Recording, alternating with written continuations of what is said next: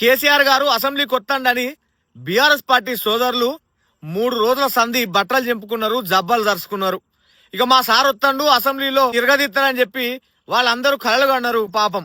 కానీ కేసీఆర్ గారు, తెలంగాణ రాష్ట్ర ముఖ్యమంత్రి రేవంత్ రెడ్డి గారు 9.5 ఏళ్ల కాలంలో సీఎంగా ఉన్న కేసీఆర్ తెలంగాణ రాష్ట్ర ప్రజలకు హక్కుగా రావాల్సిన నీళ్లను ఎట్లా ఆంధ్రులకు అమ్ముకున్నాడు, ఎట్లా ఆంధ్రులకు దోచిపెట్టిండు అనే విషయాన్ని ముఖ్యమంత్రి రేవంత్ రెడ్డి గారు ఎక్కడ తెలంగాణ ప్రజలకు వాస్తవమైన రీతిలో చెప్తాడో, తెలంగాణ ప్రజలకు నిజాన్ని నిక్కచ్చిగా తెలియజేస్తాడో అనే భయంతో ఇవాళ వెన్నులో వణుకు పుట్టిన కేసీఆర్ గారు అసెంబ్లీలో 30 సెకండ్లు కూడా ఉండకుండా వచ్చి దసరా మీద సంతకం పెట్టి తప్పించుకొని మళ్ళా పోయి ఫామ్ హౌస్ లో పడ్డాడు. తెలంగాణ ప్రజలారా ఆలోచన చేయండి.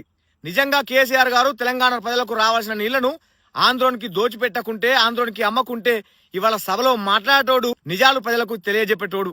కానీ అమ్ముకున్న మాట వాస్తవమే, తెలంగాణ నీళ్లను ఆంధ్రులకు దోచిపెట్టిన మాట నిజమే అని చెప్పి చెప్పకనే నిజాన్ని ఒప్పుకున్నాడు కేసీఆర్ గారు.